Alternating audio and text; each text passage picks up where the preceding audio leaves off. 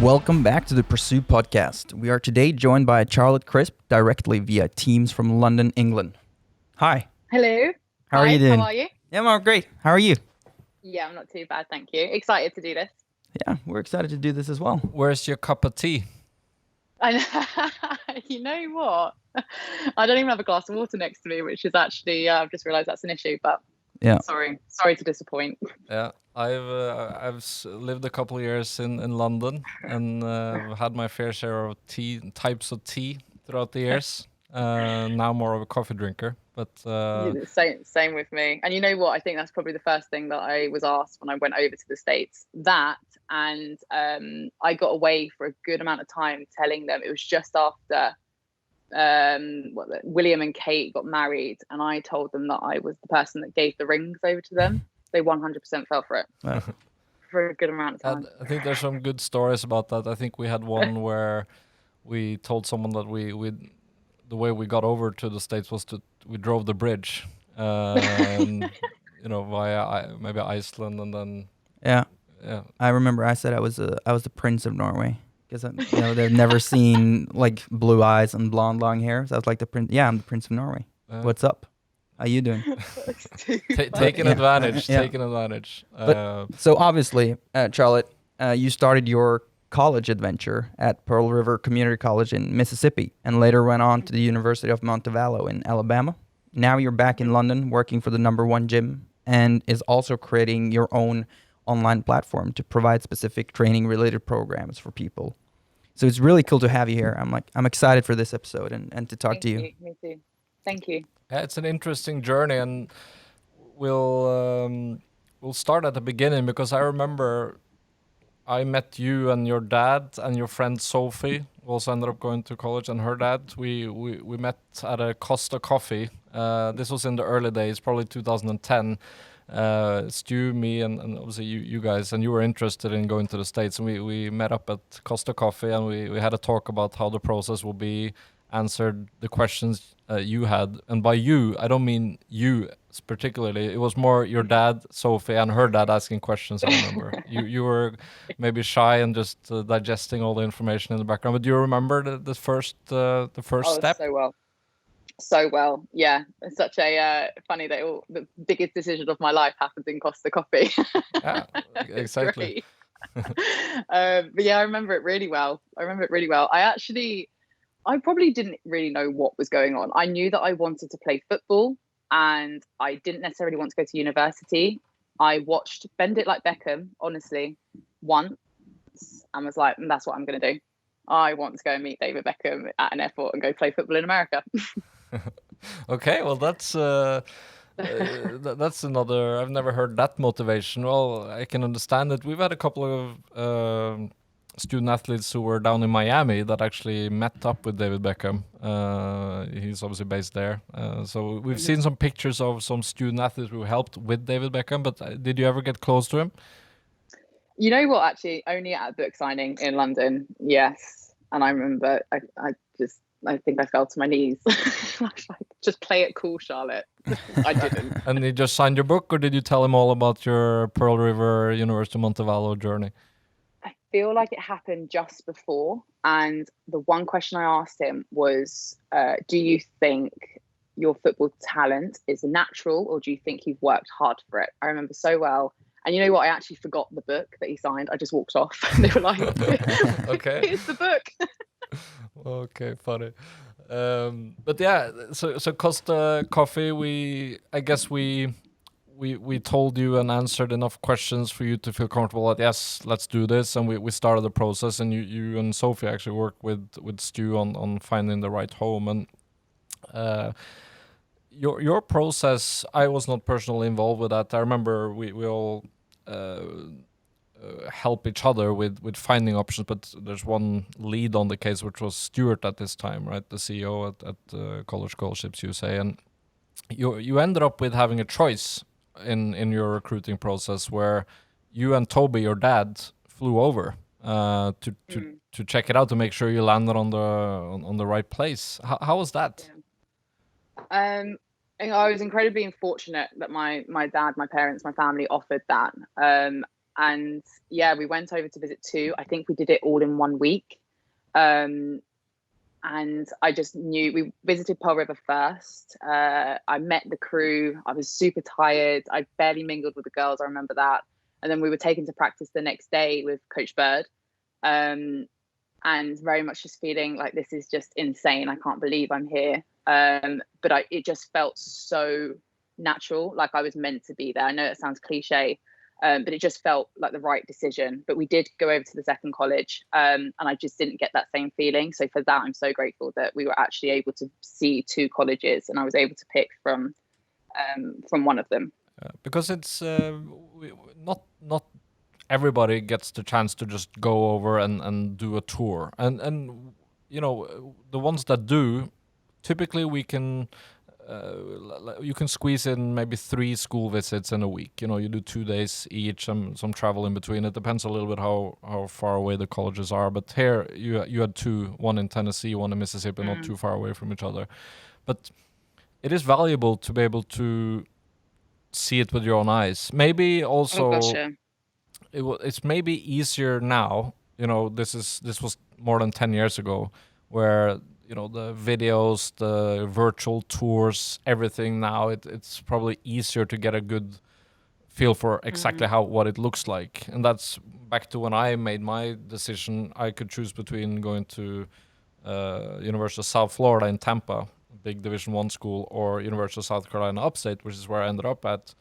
You know, it's 2 very different schools, but for me it was hard to distinguish. I didn't see those differences, and this was back in 2004, so even the internet didn't really help me that much at that point. But valuable nonetheless to come over and see it, not just on paper, make the decision. Yeah, massively. Like following, just have, you know when you just walk in somewhere and you just feel it, you can just feel it. Like I'm a very big believer of that, and that's exactly how I felt. It's the reason why I went with college scholarships over the other agency. Like I just felt comfortable.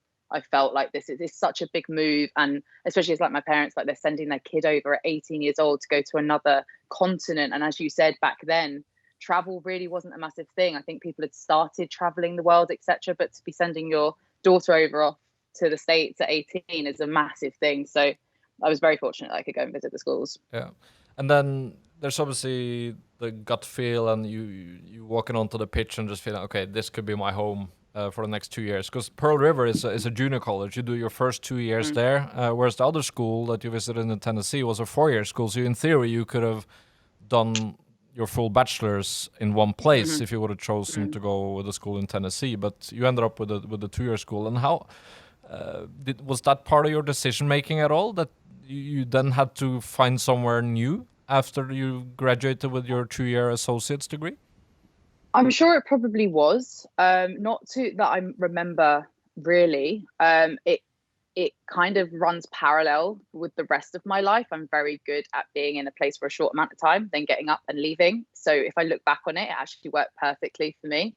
However, I know that when we finished the 2 years, everyone wished it was a 4-year college. It was just that good. I had just had the best experience there on and off the field. And I would come back to England and I'd be so lost. I finally had gone over and found a place where I was amongst people that shared the same passion, the same interests, and people that wanted to train, people that wanted to play football. Whereas I'd grown up with not really any females playing football around me other than my football team. But I mean, at school, there might have been one other girl playing. So actually to then be in an environment where everyone loves sports, and then the education is just, it's a bonus really for the people that love sports that much. And then just being able to live as much of a professional lifestyle as possible. I loved it. I loved having it there for 2 years. I only wished that it was a 4-year college. And then obviously moving on to the next college, it was definitely hard because you've made friendships, you've settled down in another continent, but that's just a part of life. You've always got to keep looking forward and on to the next thing, and then just take it as it comes. Yeah. And tell us a bit more about your background in London and where you played the level, and how would that compare to eventually coming over to the States?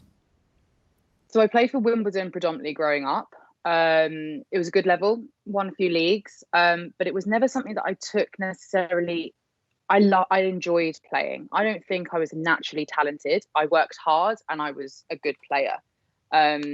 So when I'd gone over to the States, I was very fortunate. Again, my parents had hired a PT for me to kind of just have a bit of sports specific training, which is why I'm so passionate about what I do now, to be able to offer that to a wider audience. Definitely helped me, but I don't think I was ready for the heat, the intensity of the training. I guess it's Monday to Friday, playing at the weekends. It was a really big transition that I definitely didn't take any consideration towards. I just really did just move. I just moved over there and just kind of took it as it came. And yeah, it took me a year to probably settle down properly, gain the confidence on the field around the people that I played with. I played with some really good players. One of them was an All-American in the end. And so it did hit my confidence a little bit, but I grew into myself, started understanding how Americans played football, and actually I was playing at a very good level. And it all slowly came together for me, just with a lot of hard work and consistency. Yeah. And how did you find the, of course there's a transition. I think you cannot come from Europe or Northern Europe like Scandinavia or the UK, London, even though we have nice summers, but to come over to a Mississippi summer, which is maybe 35 to 40 degrees Celsius, it's humid like crazy there, and just walking up a staircase, you start sweating properly, it's and then you get into super air conditioned apartment, which is almost like cold, and then you have the switch. It's very different, and I think it does take you cannot prepare for that other than just come in there and right? I mean, you should have a glass of water next to you like you don't have now at all times, carrying around the water bottle. And Truls, you, even though you weren't in the South like we were, because I was in South Carolina and here Charlotte in Mississippi, it's Massachusetts on a hot summer day, it's boiling hot. Yeah, it is. Like you said, my first preseason was 40 Celsius degrees. It was that every single day, and that's the tough thing to explain to new clients coming in, because they always think that that's up north in the U.S. It's going to be so cold all the time. And I'm like, no, Boston is on the same, latitude as Lisbon in Portugal, right? So it is super hot. And I always remember we had like these gallons of water that we just carried with us. Yeah, like the big one. The 4 gallon is 4 liters pretty much. Yeah. And you just carry that and drink off that. Yeah, and in the middle of Boston downtown as well. Like it gets super hot. Yeah. Yeah. Yeah, you're really taking me back with that now and thinking of how hot it was. Yeah. But it's, as the fall, this is in August, and you step off the plane in like this wall of heat, and then, but it gets super nice throughout the fall. When you're in mid-October and it's just beautiful weather, perfect for to play football or soccer as they call it, and. But by then, the season has kind of ended. So unfortunately, it's too short of a season unless you can get through to playoffs and do well, which a lot of people do end up playing till end of November. But yeah, it's. But then academically, the route you did in London, you went, you did your GCSEs, and then you did your sixth form, the A levels, and then straight after finishing, just get on the plane and go to Mississippi. Pretty much. That's how I remember it. Yeah. It was very hard, obviously, leaving everyone. I remember there being a lot of tears. I cried pretty much probably the whole journey. But soon I really did settle in so quick. I really liked the fact that you could change your degree. It felt weird because I almost felt like I was redoing A levels, because the first 2 years are kind of, you're doing all the broad subjects. But I did end up going into kinesiology because that was the closest I could find to sports science. And yeah, as I said, it was kind of like a byproduct. And now looking back with the job that I do have, and working for an American company, I know that kinesiology is recognized in the States. So I've no doubt that it helped me get my position in the job that I do have now. So once again, no regrets.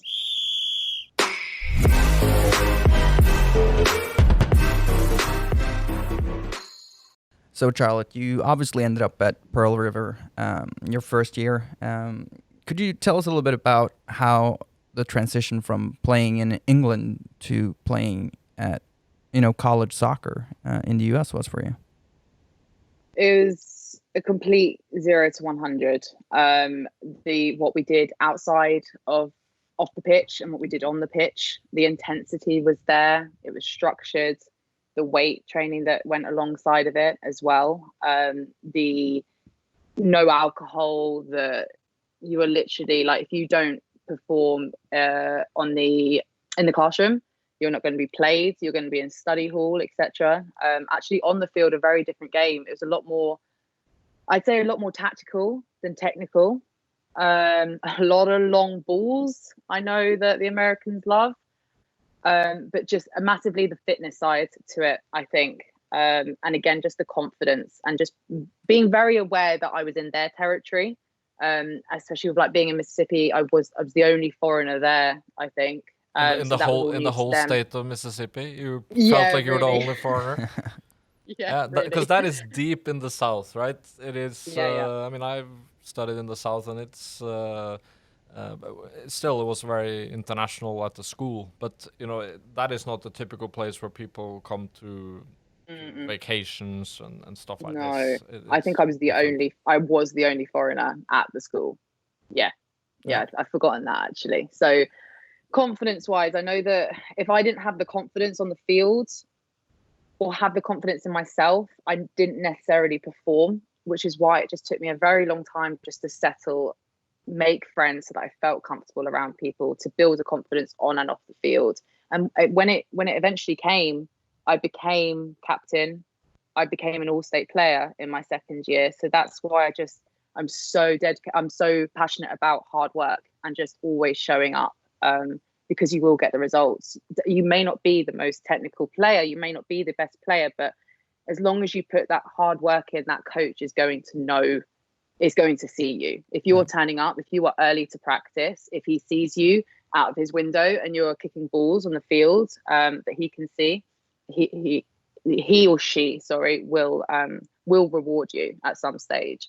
Yeah. Yeah, it's important, and that is, I think the college sports, not just soccer. I'm talking any sport, and not just in college, but the American hustle, the grind. Yeah. I think that is one thing the international student athletes quickly learn, that hey, if you show grit and grind, you can get far. It's so true. Because it's all So set up true. for you to the support network, and it's right there, but you actually have to actually take advantage of it, right? It's not that people will just tell you to do so. You have to have that inner motivation to, yeah, if you want to be the one shooting the free kicks and scoring the goals, well, you need to practice your free kicks, and that's not Exactly. done in the Yeah. training session. You have to do that on your own and show that Yeah. you want to do it. So and Yeah. you get rewarded for that. And we've spoken to many about awards and winning that. Team captain is a great accomplishment within the group, but then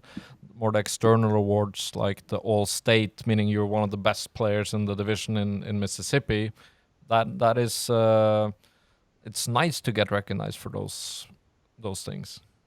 God, yeah, it makes all of the hours that you've put in, all of the hardships and all the obstacles that you faced, eventually, like, it's like, oh, it was all worth it, because it is. And I think that's a part of life, and it's those hardships that I faced there. It was all those experiences that now I use in my work that I do and in my job that I do now. I know I've got the results to show from it, that I succeeded through hard work and consistency. Well, I can still do that now in everyday life, which is why the experience over in the States is so amazing, because I don't think you don't experience that in England. And I speak to friends, and the first year is very much like you get drunk, and you kind of turn up to lectures sometimes, but you are always being held accountable when you're in the States. And I loved the competition side of it as well. They were competitive in the classroom, they wanted their grades, they were competitive on the field. And I'd lost that almost in England. But then it eventually came out of me in the States. So I started to do the exact same. which again just transfers over to everyday life, which I think is so important. Yeah. So the American culture then fits perfectly for your mindset. But did you were there other teammates that, and obviously you didn't have any international teammates in Mississippi. You had in Montevallo in Alabama, but were there people that struggled with this and that didn't really live up to the standards? Yes and no. I don't like, there wasn't many like dropouts as such. I think my second university, yes. The first university, not so much. Not that I remember. I think especially going over there as a foreigner, you quickly realize how many responsibilities that you have. You've got a massive time difference. You've got to take everything upon yourself. Like the small things don't matter anymore.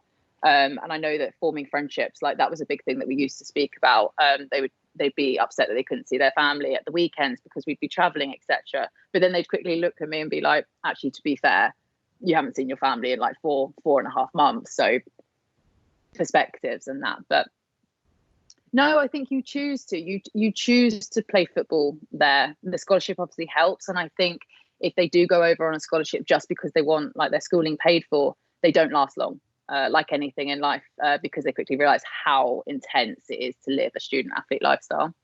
Because you're getting paid, quote unquote, through the scholarship, and that comes with demands. And of course, it is very important, and this is the reason why they have athletic departments. That this is a way to represent the school. It's deeply ingrained in their culture, and it's expected that you do at least the minimums, but hopefully more to get results for your school. But then Mississippi, it's just a short drive from Hattiesburg, where Pearl River was at, to go to a beautiful city like New Orleans. Did you venture down there with your American friends? Yeah, Mardi Gras. I just didn't really understand the whole obsession with beads. It wasn't really my thing. What is the Mardi Gras for everyone listening in? Just imagine streets filled with people, buses, floats, cars, and people just throwing music and people just throwing beads all day and just collecting those beads, putting them around your neck, drinking, and having a lot of fun. A bit like a festival with like a carnival and Exactly, yeah, think of a carnival. I am actually unsure of the history behind it and where it stemmed from. I probably should know, but that's how I saw it. Just collecting beads around my neck. New Orleans very famous for that, and I guess it's in February, the Mardi Gras. It was definitely an off season. Otherwise we wouldn't have been able to February or March, I'm pretty sure.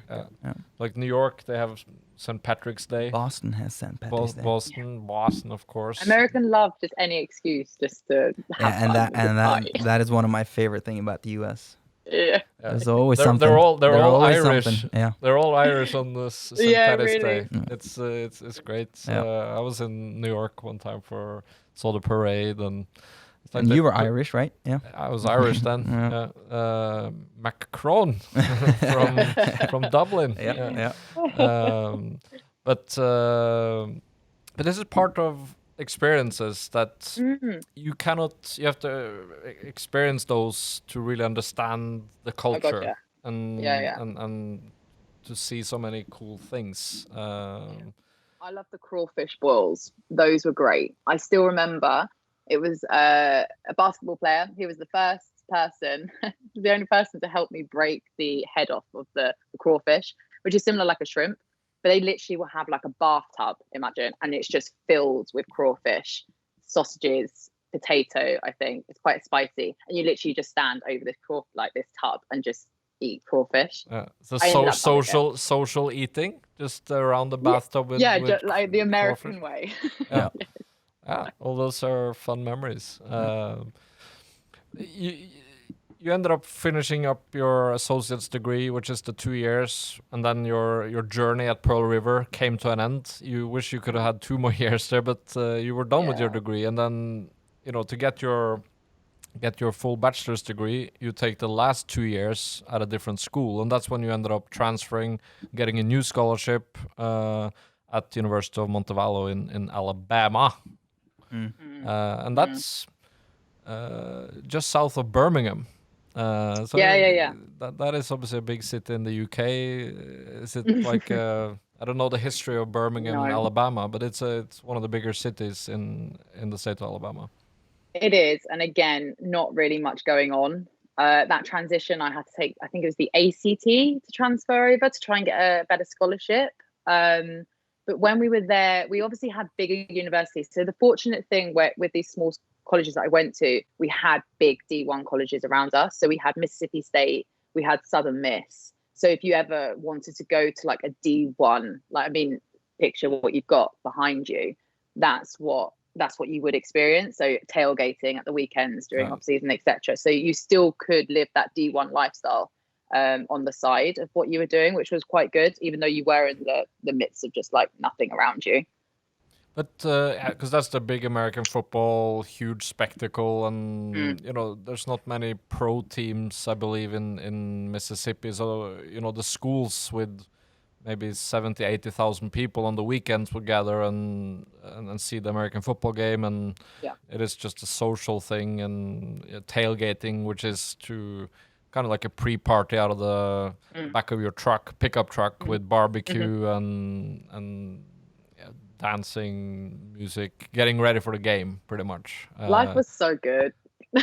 Yeah. It really was. It's been a while since I've been to a proper tailgate, but it's again more of those cultural great experiences you have. And I remember going to the big University of South Carolina Gamecocks game at their massive stadium, and people don't care so much about the game. It's more about the spectacle of everything. Of course, it is. You know, in the end, the Gamecocks, the home team, they won the game. But I just felt for the families and the people there, it was just as important being there. Sports, it's such a social thing over there. Like it's to watch it on the TV, or it's like I got the people, like my friends' families, like they would just take me in every weekend. They'd be like, bring her along, bring the foreigner along, is literally what my friend's mum used to just say. I used to just be known as the foreigner. And so they would just involve me in everything, which was I just felt at home, which was so important being over there. And since you didn't have to share this with any other international on campus, which I would say the places where we end up helping students, typically there's a lot of internationals there, but in your case it's a little bit different. But you didn't have to share this hospitality with anyone else. And was it maybe even too much, or? No, it was all me, just me. And I was so lucky. I had them bringing me in every weekend. I formed such a good relationship with, they became my family at the end of the day. And she still is like my best friend now. And I can't wait. She was meant to come over. She finally got her passport. She was meant to come over this year, but due to COVID, it's obviously being held back. But when I do get to see her again, it's just going to be the relationships that you form again, because you're just surrounded by people that care about the same thing. And it's something that you can't necessarily find over here if you're not quite making it to professional level. Yeah.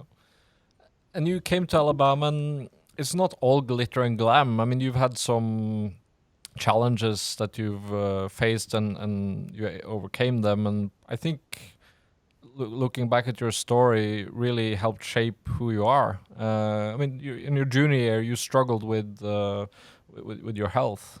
How did that impact you?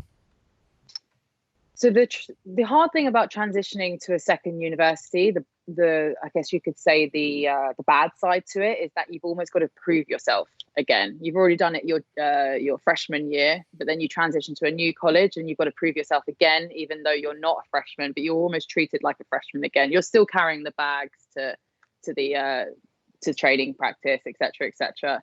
And over time, we used to train at like 12, 1 o'clock, midday heat. And just slowly over time, my fitness levels were just deteriorating. I'd be cramping up during training. I couldn't play any longer. And in the end, I ended up getting redshirted. For those that don't know, redshirt is if you are injured, you can take 1 year, 1 season off, and you can reclaim that year back, because you only have 4 years when you go over to the States to play. So if you can't play for 1 season, they can redshirt you, and then you can use that for when you are fit. So that's what I did. But I was still training, etc., etc. Still had to turn up every day, and it just continuously got worse. But was never really given an answer. It was kind of just deemed as I was unfit, which obviously mentally did a lot for me as well. I lost a lot of belief. Like I spoke about confidence, I lost all of my confidence, because I started to believe that perhaps I just wasn't the player that I thought I was. So a good year went by, and I ended up finding out that I was anemic. I'd come back to London, I got a blood test done, and I was severely anemic, iron deficient. I came back for my senior year. Funnily enough, bossed pre-season, and actually then became captain of that team and played for the most part of that year. So yeah.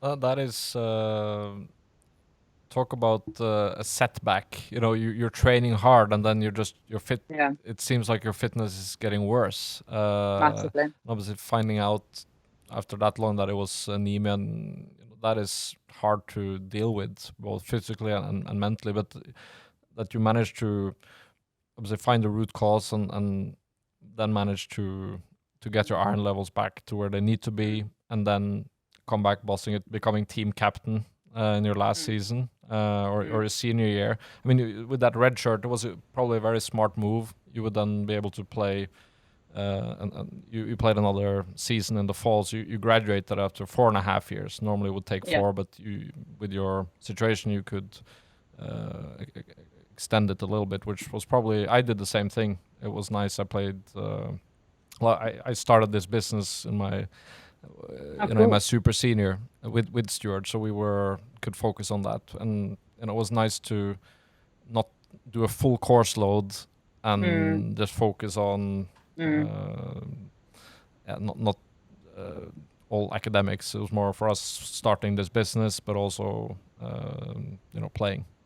Yeah, that's it. Because I did the internship, so it was actually the first time that I was able to make money as well. Like, I wish I'd been able to travel more of the States whilst I was over there, but obviously if your parents are financially supporting you, it's not really something that you can do, and you don't really get much time off as it is over there. And the time that you do, if you are fortunate enough to be able to travel back, you do. So yeah, I was able to do the internship and take a step back finally, because I think at one stage I was trying to pull 28 hours at the end of my senior year to finish the degree off, which again, like in season, if you've done it, it's non-stop. Yeah, that is non-stop. That is way too much probably to. That would be rushing it through. But the internship you did, that was with the athletic department? It was, yeah. I helped Dawn French. Yeah, helped her just in the athletic department. Just some basic stuff. I think I just had to do it as part of it wasn't specific to my degree. It should have been, but I think that was just the best thing I could pull. Unfortunately, again, like being a foreigner, I didn't have a car and I couldn't travel to have an internship at the physio, etc. So just to have it within at least an athletic department was enough for me to be able to have that recognized. Yeah, but you talk about making that new transition and being like a freshman, like a first year student all over again. But I guess it's easier the second time around when you make that transition to your last destination, the last school. Was it quicker for you? Despite your obviously challenges with unfortunately, your soccer. Because of those challenges that I faced, I couldn't play. Like, I mean, I was walking up the stairs and nearly fainting because I just didn't have any oxygen left being transported in my body. I was on minimal, so it's quite hard to say, really. The girl I went over with, actually, she struggled. She didn't play the way, she was a keeper, and she didn't play the way that she had done for 2 years in JUCO, and she was a very good keeper. She actually then ended up transferring and didn't continue playing football for whatever reason. So again, it's another challenge, but at the end of the day, like, even just having that that health concern is the reason why I'm so passionate about what I do now with my coaching, with my nutritional coaching, etc. I don't want anyone to ever have to go through that, especially with females. The likelihood of you becoming iron deficient is high. So it's good to create awareness of that, because if you are a female going over there, it's just something to maybe look at. And if you are feeling a little bit extra tired, don't just accept it. Let's persist that you get the right tests done. But like everything, you've got to take the obstacles straight in the face and try and get through them, because otherwise what other option have you got? You go back home? Is that really what you want to do? I know at one point I thought I would, but looking back on it, I'm so glad I persisted and carried on and finishing my degree. You build character that way, and exactly. It's not always smooth sailing, this thing we call life. So it's important to take those challenges and turn them into something that'll be, you're building blocks, and that's one little part of you that you can, if you can overcome it, well, you'll be better off in the end. But you still keep in touch with, you did end up making good friends in Alabama too, and you've been over to visit some friends in Norway, to Sweden. So I guess those friendships still remain. Yeah, definitely. You, at the end of the day, you share something you've had together. And I actually really struggled coming back to England. I really lost myself because I didn't have football anymore. And I just wasn't really sure what to do. I didn't have the people around me anymore, and I was very lost, and I didn't know what to do with my life. So I really struggled. And you don't have that experience anymore that you have your uni friends, because they're not living in the same country as you, so you can't meet up and talk about old times, etc. So nobody really gets it. So I struggled with that. But then when you do have the opportunity to then move, like when you do visit a country, you've got certain people around in different countries that later on in life you can actually go traveling and go meet up with them again, which is something that you don't really create if you do stay in England at university, I guess. Yeah, well, it's the pros and cons of everything. Exactly. 100%.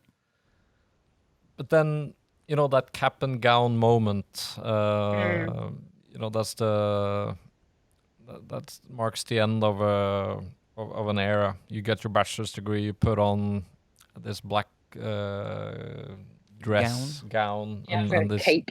This cape. It looked like you've been at Hogwarts getting your degree. But is that a big moment for you?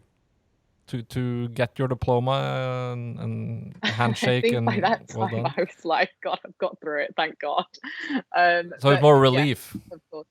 Yeah, really. And just proud of myself that I had overcome all of that, and I still was walking out with a degree. I might not have been too happy with my performance on the field, but I still, like you said, I managed to accomplish captaincy, and I left college as a captain and also with a degree. So 100%, like everything in life, when you finally get that reward for all of the hard work, it makes it all worth it. You forget all the bad stuff that happens or what you had to go through. You only remember the good things at the end of the day, until 10 years later you're like, God, that was a really hard time.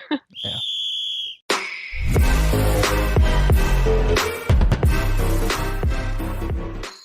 So obviously after 4.5 years in the US, you had gained a ton of experience. You've been through some tough challenges and you've overcome them all. And right now you're a personal trainer at the #1 gym in London, Equinox. Do I pronounce that right?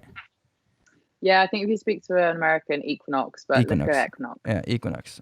And you're also creating your own, online platform to provide specific training related programs for for different people. So you have like a really exciting time for you right now. Could you tell us a little bit more about your life now as a PT, and also the training programs that you're coming up with? So obviously Equinox has been fantastic. I've been there for a couple of years. I touched upon earlier that I was fortunate to have a PT before I went over to the States, which I think was vital in just setting me up and having an understanding of what training might be like. And now with just more experience that I've got with my degree and training myself and training my clients, and just sport specific training, one-on-one coaching is expensive, and obviously not everyone can afford it. So the idea is I would love to be able to, with my experience, is to create something that's affordable for people, but to still have a level of training that will benefit them on or off the pitch. Or it doesn't have to be on the pitch, it doesn't have to be football, swimming, etc., etc. So that's what I'm trying to create with online, especially with like COVID. I don't think everyone realized that everything can kind of be online. You can still get all the benefits of it. And obviously it makes it cheaper, it makes it more efficient for people. So yeah, as well as the one-to-one business, which has been great. I'm in the process or have now built a online platform to help people that can't necessarily get one-to-one help, but needs that specific training to make sure that it's effective enough for them to either be able to perform to their best ability, or just general everyday life. The kinesiology degree, the bachelor you ended up with, was it always your plan to get into what you're doing now, or is that something that just kind of the pathway was that in the end? I was a football coach when I was a teenager, and I loved being a part of another person's success. I loved seeing that you were a part of their development. So PT was kind of like something I thought maybe I'd do it on the side. As soon as I took the PT course, after some traveling around like the world as well, and the kinesiology and what happened to me with my health, and it all just felt PT is more than just the training. It's the mental side of it, it's the physical side of it, it's the habit building, the lifestyle building, like in everyday life. And I took the course, and thought, yeah, I think that's something that I want to do. One-to-one, became good at it, and I love it. Like I personally feel like you've got to enjoy your job. It shouldn't feel like a job, and it definitely doesn't. And I will consistently work towards making sure that I enjoy what I do, and that's exactly what I do at the moment. It's a nice feeling to. I think that is important for longevity to have something you're passionate about, and I especially with your background coming from the U.S. system where it's different, but you have the support network also. Did you take a lot from what you learned and experienced in the U.S. and brought that back with you in the Oh gosh, yeah. current job? Yeah, definitely. I mean, the degree obviously has helped in understanding the body. The body is complex, and then obviously going through a system where my training was specific to what we did on the football pitch. And we can say, I mean, it's now 10 years later that the research and the knowledge is obviously a lot greater now, so it can be that more specific, especially when it comes to female training around your menstrual cycle, etc. I know Dawn Scott, who was working with the US women's team, is now over in England. So that's very exciting for the female players over here. And finally, there is research into women. And should there be a specific way we should train around our cycle, our nutrition? And there's a lot of research going on right now. And it's really super exciting, actually, when it comes to female sports, and actually working along your cycle and getting the benefits at the right time of the month, which is really cool. So I'm concentrating on that at the moment. That's good. And the things you learned in the classroom and you come back to England, were you prepared for, because you had a job in between getting into the PT side of things. I mean, Yeah. were you prepared for like the work life coming straight out of college and when you landed your first job? No. It definitely, America and the school system brought back my competitiveness, which is exactly what I needed. I'd lost it so bad, like I said, in England. That was brought out of me again, which now is what's helping me right now. But I actually went traveling for a couple of years after university. I felt super lost when I came back, didn't really know what to do. I picked up a job, was pretty unhappy. I'd moved on from friends, unfortunately, and that's the hard part. I think that maybe is the part that people don't speak about, is you move on from your school friends. They're still here, they've got their life, they've continued to stay together, whereas you've had 4.5 years of nobody really knows what's gone on in 4.5 years, and so much happens, and that's no fault of anyone to not understand it, but you feel it, you've gone through it. So I think you expect stuff out of life, you want to like keep pursuing it, whether it is to take football to the next level, which I did try, but with the PT, it's the hours are just too crazy. So yeah, like so many life experiences I now use. But yeah, I went traveling after university for a couple of years, which again has led me to where I am right now as well.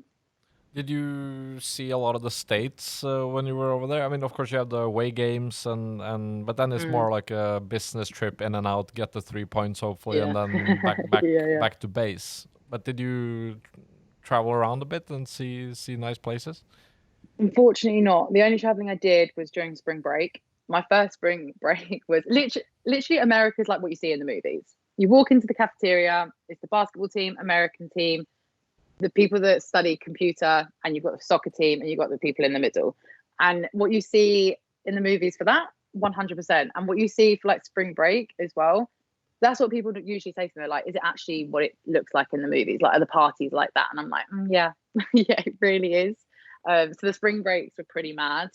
We just went to Florida for those, but unfortunately, I didn't get to see much of the States because of just financial.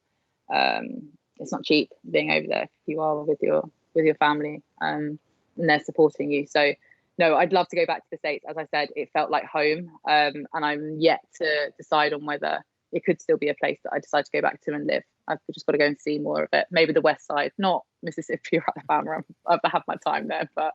Yeah, well, it's when the world opens back up again. Hopefully, Yeah. I think there's a lot of people longing to go back and see different parts of the country. What are your biggest tips and pointers for others that, let's say you were back 17, 18 years old thinking about this? Some key advice for those that are thinking along the lines of going to the States and study on a scholarship.